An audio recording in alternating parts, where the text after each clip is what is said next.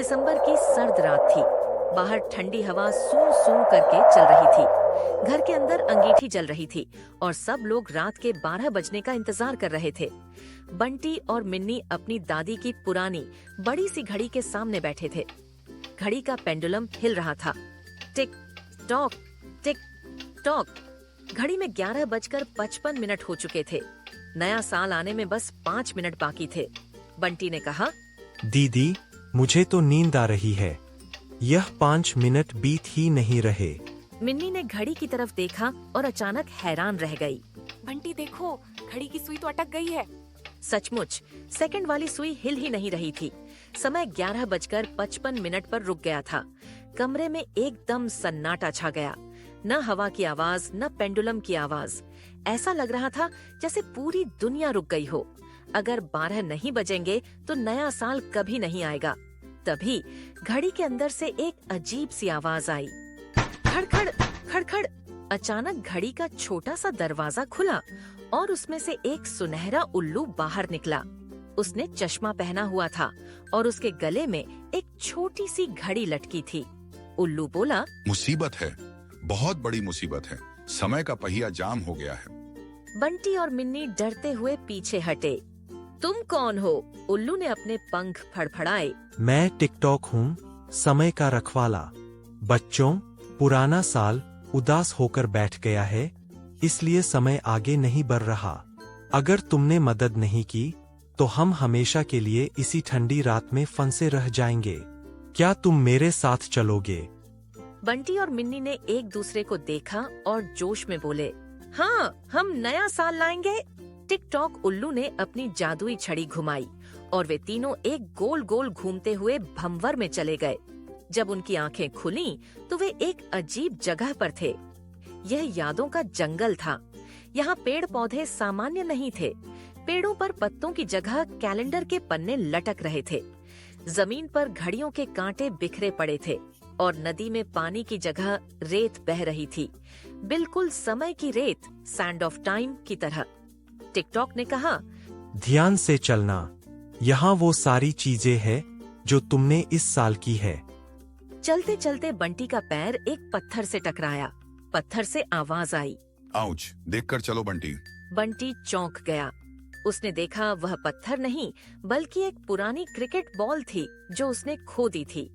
तभी मिन्नी को एक पेड़ पर अपनी टूटी हुई गुड़िया दिखाई दी। हवा में अजीब सी आवाजें गूंज रही थीं। कभी किसी के हंसने की आवाज तो कभी किसी के रोने की। टिकटॉक ने समझाया, यह जंगल तुम्हारे बीते हुए साल, पास्ट ईयर से बना है। देखो, वहाँ काले बादल क्यों हैं? बच्चों ने देखा कि जंगल के बीचों बीच एक बहुत बड़ा पहाड़ था जिसके ऊपर काले बादल छाए थे। मिन्नी ने धीरे से पूछा, वहाँ कौन रहता है? टिकटॉक ने गंभीर होकर कहा, वहाँ बाबा पुराना साल रहते हैं। वे बहुत दुखी है क्योंकि उन्हें लगता है कि यह साल अच्छा नहीं था। उन्होंने ही समय को रोक रखा है। हमें उन्हें मनाना होगा। रास्ता आसान नहीं था। रास्ते में आलस की दलदल थी। बंटी का पैर उसमें फंसने लगा। वह जितना निकलने की कोशिश करता उतना धंसता जाता। बंटी चिल्लाया, मिन्नी बचाओ, मुझे नींद आ रही है। मेरा मन कर रहा है कि यहीं सो जाऊं। मिन्नी ने उसे डांटा, बंटी, ये आलस का जादू है। याद करो, जब तुम स्कूल का काम छोड़कर सो जाते थे, वही आलस तुम्हें रोक रहा है। हिम्मत करो। बंटी ने जोर लगाया और खुद से बोला, नहीं, मैं अब आलस नहीं करूंगा। जैसे ही उसने यह संकल्प लिया, दलदल सूख गई और वह बाहर निकल आया। बाबा पुराना साल और जादुई किताब। आखिरकार वे पहाड़ की चोटी पर पहुँचे। वहाँ एक बहुत बड़ा बूढ़ा बरगद का पेड़ था। पेड़ के नीचे एक बहुत ही बुजुर्ग आदमी बैठे थे। उनकी दाढ़ी बहुत लंबी और सफेद थी और उनके पास एक बहुत भारी किताब रखी थी। वे रो रहे थे। मिन्नी धीरे धीरे उनके पास गई। बाबा, आप रो क्यों रहे हैं? और आपने समय को क्यों रोक दिया? बूढ़े बाबा ने भारी आवाज में कहा, मैं 2025 हूँ। मेरा समय खत्म होने वाला है। लेकिन जब मैं अपनी किताब देखता हूँ तो मुझे सिर्फ गलतियां दिखती हैं। बच्चों के झगड़े, लोगों का गुस्सा, बीमारियां, मैं एक बुरा साल था। मैं नहीं चाहता कि नया साल आए और मेरी बुराई करे, इसीलिए मैंने समय रोक दिया। बंटी ने आगे बढ़कर कहा, लेकिन बाबा ऐसा नहीं है, आपने हमें बहुत कुछ दिया भी तो है। बाबा ने पूछा। जैसे क्या? मिन्नी बोली। इस साल मैंने साइकिल चलानी सीखी। क्या वो आपकी वजह से नहीं हुआ? बंटी बोला। और इस साल हमारी स्कूल पिकनिक भी तो गई थी।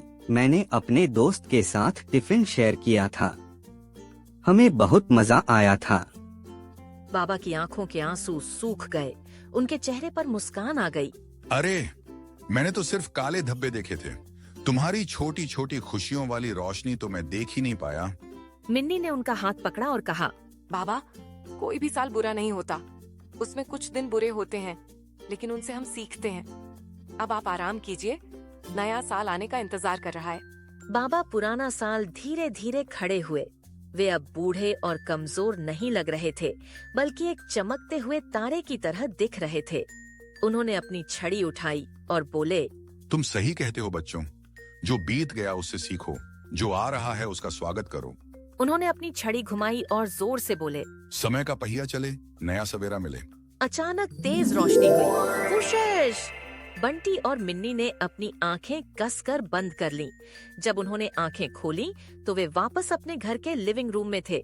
तभी घड़ी ने जोर से आवाज की। टन टन टन 12 बार घंटी बजी। Happy new year! Happy new mummy year. पापा की आवाज आई। घड़ी में ठीक 12 बज रहे थे। बंटी ने खिड़की से बाहर देखा। आसमान में रंग बिरंगे पटाखे फूट रहे थे। मिन्नी ने बंटी के कान में कहा, क्या वो सब सपना था? बंटी ने अपनी जेब में हाथ डाला। वहाँ एक छोटा सा सुनहरा पंख था, टिकटॉक उल्लू का पंख। बंटी मुस्कुराया और बोला, नहीं दीदी, वो सच था। इस साल हम अपनी किताब में और भी अच्छी कहानियाँ लिखेंगे। दोनों ने एक दूसरे को गले लगाया और नए साल के जश्न में शामिल हो गए। तो बच्चों, इस कहानी से हमने क्या सीखा? यही कि पुराने साल की गलतियों पर रोना नहीं चाहिए, बल्कि अच्छी यादों को साथ लेकर नए साल में नई शुरुआत करनी चाहिए। समय बहुत कीमती है, इसे आलस में मत गंवाना। Happy new year!